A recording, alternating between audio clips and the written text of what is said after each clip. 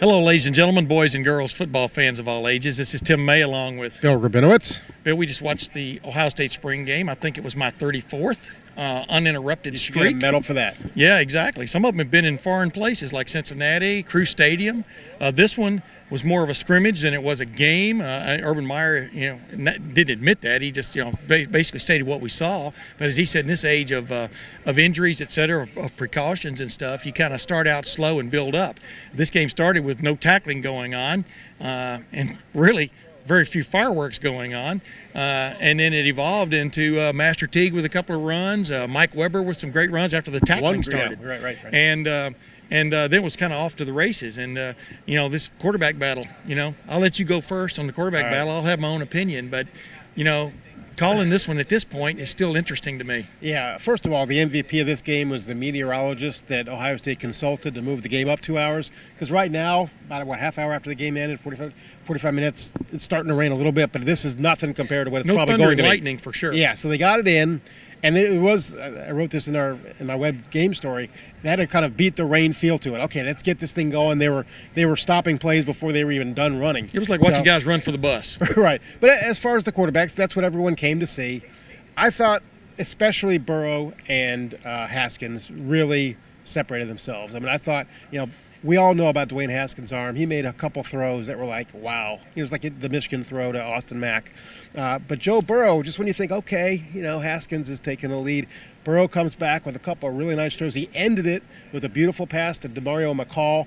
If that happens to be his last pass at Ohio Stadium, because he has the ability to transfer, it's a nice way to end it. I'm not saying that's where it is, but what do you think? Well, he will have the ability to transfer. That's why it's Urban Meyer. You can see Urban Meyer is anguishing with this decision. In fact, that's the right term, because he's got a guy that was a backup quarterback 2 years ago in Joe Burrow, who was in a fight for the backup job a year in preseason camp last year. He broke a bone in his hand, and it took him out of it. And, of course, Dwayne Haskins Jr. took advantage of that and stepped up. And, when you become anyhow you become the hero of a Michigan game, of a win over Michigan, a come-from-behind win over Michigan, that gives you a bunch of chips on your side of the table. Question. If, in fact, this is a game of a Texas Hold'em. And I do think this is a tough call, but you do kind of get the feel that Dwayne Haskins Jr. maybe still has the lead, but they don't want Joe Burrow to go because they know Joe Burrow can flat play. With that said, Tate Martell, we only got to see him throw the ball deep maybe a couple of times all day. We didn't get to see him at what I call his best, which is, as former cornerbacks coach Kerry Combs used to say, making people miss you in a portalette. I mean, he can literally make people miss in the running game. So you didn't get to see really, even though you did see moves out there, even when it was touch. Even when it was touch football, it was hard for them to touch him. But yeah, you got to figure it's a two-man race with a third guy who is very capable. Yeah. And the other thing about Tate Martell is he was playing with the second-team offense, at least starting out, against the first-team defense. And obviously he's going to be at a disadvantage in that kind of situation. But I still think it was clearly Haskins and Burrow that are ahead of him at this point. And the way Meyer was talking throughout camp, because we didn't see much of it, it didn't seem like it was so much the case. But I think there's definitely a clear delineation between those three guys now. Yeah. Here comes the rain, and some guys, exactly. We're going to wrap this up really quick because I didn't bring my umbrella, and neither did you. And you're supposed to watch out for me. But c'est la vie, as the French like to say. Bottom line is, I thought some guys that really showed out today were Antonio Williams.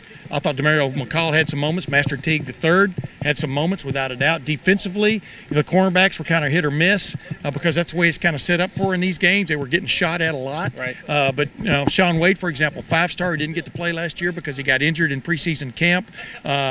He looked really good, especially on one diving interception in particular. Yeah. The only turnover of the game, it was thrown by Tate Martell. So, that kind of wraps it up. Some of the guys you didn't get to see much of, like Draymond Jones, Nick Bosa, the guys that are going to play a lot, you didn't see much of. And then past that, Chase Young, you didn't really get to see him at his best because he's chasing a guy with a "Don't touch me" sign on. But you could still tell. And another guy, I thought Baron Browning had some nice plays. And Justin Hilliard. Yeah. So the middle linebacker position, even with Tough Borland out, they've got quality. This is weird, and we'll wrap it up with this because it is raining. This is a weird thing that's developed in this camp, and I think you agree with me, or this preseason or this spring drills. They lost their starting middle linebacker. they've lost the other 2 linebackers to the NFL, Chris Worley and Jerome Baker. Greg Schiano feels really good about the linebacker core. Right. The 6 guys that they look like are going to play, you know. You just named Baron Browning, Justin Hilliard, those guys in the middle. I mean, Pete Werner, Keandre Jones. I mean, the list kind of goes on and on. Dallas Gann, a freshman who stepped up, a kid from Toledo. I mean, they really like all of these guys. Yeah. And Taraja Mitchell's coming. Taraja Mitchell's coming. They keep telling you that. You know, just like at safety, they didn't come out of here with that clear, defined other starting safety to replace Damon Webb. But they keep talking about Josh Proctor, the kid who's coming in from Oklahoma in June. So, you know, for what all you saw on the field here today, you're going to see maybe some other guys thrust in there, maybe have a shot. And Taraja Mitchell, you got to feel as much as they talk about him, he's going to get a shot at that Mike linebacker spot, right, or at least in a reserve role. And the other last thing to include is it was interesting that Thayer Munford started at left tackle and Isaiah Pryor started at right tackle. I think that was to make us look cross-eyed. Because Isaiah Prince, who had played right tackle, of course, the last 2 years, moved to the left tackle during the spring. Meyer said afterward that that was kind of experimental. It's nothing set in stone. Well, but I thought it was interesting. Well, it was very interesting, and number one. And number two, you know, left side, blind side, all that kind of stuff. That's kind of like not quite the way it is anymore, at least in college football. But, yeah, it's interesting. But it's also, I think it's, you know, you never know who's watching your spring game. but yeah, the fact that you take the field with your quote-unquote new offensive line, although, you know, Michael Jordan, of course, couldn't play. Right. Brandon Bowen's not, allowed to play yet. But the bottom line is you take the field with your brand-new quote-unquote number 1 offensive line and you flip-flopped it. Maybe I'll just go home tonight and watch it in reverse. What do you think, Bill? Enjoy yourself. Hey, last thing, you know, what's your gut tell you? Because it's going to come down to a gut call for quarterback. You know, Urban Meyer could play poker. Because Urban Meyer has not revealed in any sense who his leader is. Right. Ryan Day has not revealed. Kevin Wilson, they have not talked about it, openly. What does your gut tell you? Here's the thing. Pardon the expression. Yeah, I think if I had to pick a guy, I'd pick Haskins because of what he did against Michigan. I don't think he's done anything to lose the job. And as much as Urban Meyer wants to keep Joe Burrow, and as much as Joe Burrow deserves a shot, I don't know that that's the reason that you pick a quarterback. Okay, I might lose a guy. You go with who you think the very best guy, maybe the highest ceiling. And I think Dwayne Haskins' ceiling is pretty high. Not that Joe Burrow can't be a really good quarterback, but I think Haskins has a chance to be really special. Yeah, this is weird because I look at things and I look at that guy. Who's that guy that when all else fails, boom, lightning strikes anyway, And you get the sense that may be Dwayne Haskins Jr. But then I remember back 2 spring games ago when Joe Burrow was just a cub, and he was not wearing a black jersey. He was wearing a hit-me-all-you-want jersey, right, and he delivered some balls right on the money under duress. People forget about that. I don't think Urban Meyer forgets about it. Right. I do think this is a tough call, but like you just said, you look at the guy who is actually in a moment when they needed it most, he delivered and unflinchingly delivered. Right. Dwayne Haskins Jr. at Michigan last year.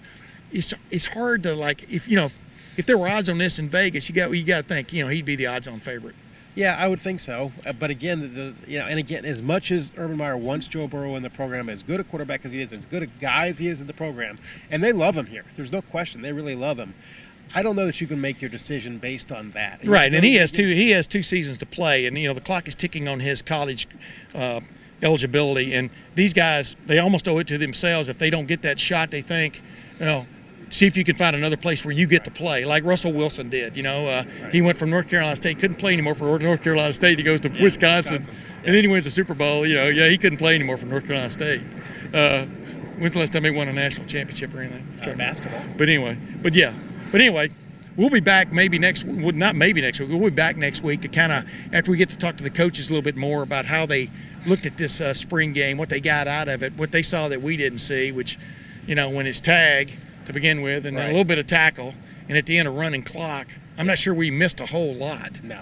And neither did the fans who showed up and have now cleared the area. But until then, this is Tim May. And Bill Rabinowitz. Thanks for watching.